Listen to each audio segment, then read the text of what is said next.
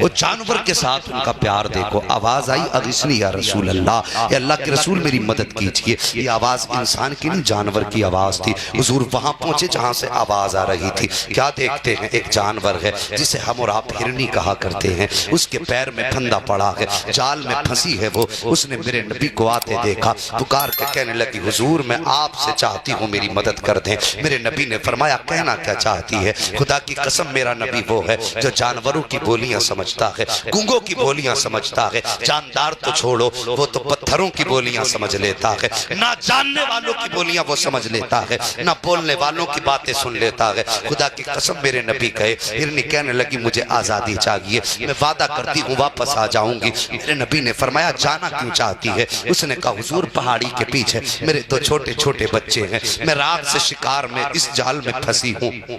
میرے بچے میرے انتظار میں ہوں گے. حضور وہ بھوکے ہوں گے، پیاسے ہوں گے. آقا مجھے یہاں سے اجازت دیں، میں جاؤں انہیں دودھ پلا کے واپس آ جاؤں گی. میرے نبی نے فرمایا کیا تو سچا وعدہ کرتی ہے؟ ہرن کہنے لگی کون ہے کائنات میں جو آپ سے وعدہ کرتے اور اسے سچا نہ کر سکے؟ آپ سے کہنے کے بعد جھوٹ کون بول سکتا ہے؟ میرے نبی نے فرمایا واپس آئے گی؟ اس نے کہا وعدہ کرتی ہوں حضور بچوں کو دودھ پلا کے واپس آ جاؤں گی. وہ صاحب یہ جانوروں کا پیار اپنی اولاد سے ہوتا ہے. اگر جانور اپنے بچوں سے اتنا پیار کرتا ہے تو پھر انسان کتنا پیار اپنی اولاد سے کیا کرتا ہوگا. آج جوان بڑی آسانی سے کہہ دیتا ہے، ماں باپ سے کہتے تھے تم نے ہمارے لیے کیا ہی کیا ہے، اور تجھے جوان کیا یہ کیا یہ کم تھا؟ تجھے کما کے کھلاتے رہے کیا یہ کم تھا؟ تیری ہڈیوں کو طاقت دی کیا یہ کم تھا؟ تیرے جسم کو ماس چڑھایا کیا یہ کم تھا؟ تجھے بولنے کی طاقت دی کیا یہ کم تھا؟ تجھے سمجھنے کا شعور دیا کیا یہ کم تھا؟ آج آسانی سے کہہ دیا کرتے ہو تم نے کیا ہی کیا ہے. اور خدا کی قسم تو جو چل رہا ہے یہ احسان ماں باپ کا ہے. تو جو بول رہا ہے یہ احسان ماں باپ کا ہے.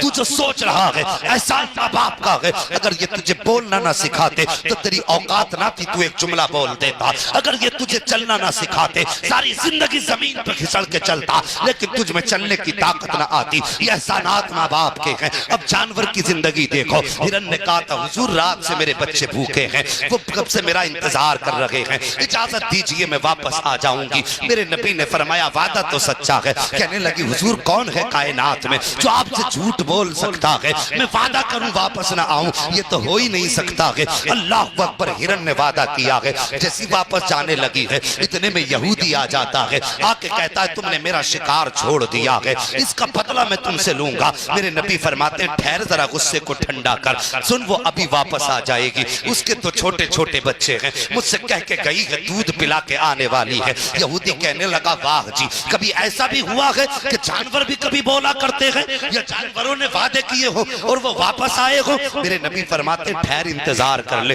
اس نے کہا سنو جی، مجھ سے وعدہ تم سے کر کے گئی ہے، میں اس وقت تک تمہیں نہیں جانے دوں گا جب تک ہرن نہیں آ جاتا ہے. جیسی اس نے بحث کی میرے نبی کھڑے ہو گئے، وہ ہاتھ پکڑ کے کھڑا ہے. تھوڑی دیر گزری ہے کہ وہ ہرن اپنے دوڑی چلی آ رہی ہے، میرے نبی کے پاس آئی ہے. آنے کے بعد قدموں پہ سر رکھا ہے، کہتی حضور میں نے وعدہ سچا کر دیا ہے. میرے نبی فرماتے ہیں آنے میں اتنی دیر کیوں لگا دی؟ نے کہا حضور میں بچوں کو دودھ پلانے گئی تھی، میرے بچوں نے مجھ سے کہا ماں رات کہاں گزاری، ہم کب سے تیرا انتظار کر رہے تھے لگی تھی. میں نے کہا بچوں مجھے ایک جال نے پھنسا لیا تھا، میں ایک جال میں پھنس گئی تھی. بچے کہنے لگے ماں پھر کیسے چھوٹی؟ میں نے بچوں سے کہا کہ بچوں سید الانبیاء آ گئے تھے، میں ان سے کہہ کے آئی ہوں. بچوں نے کہا تھا ماں کیا پھر واپس جانا ہے؟ میں نے کہا ہاں بچوں، میں نے نبیوں کے سردار سے واپس وعدہ کیا ہے، مجھے واپس جانا پڑے گا. جیسے اتنی بات ہرن نے کہی بچوں سے، بچے ماں کے قدموں سے لپٹ جاتے ہیں. ہرن کہتی حضور میرے بچے مجھے آنے نہیں دے رہے تھے، کوئی بچہ آگے سے آ رہا تھا، ایک بچہ پیچھے سے پیروں میں اٹک جاتا تھا،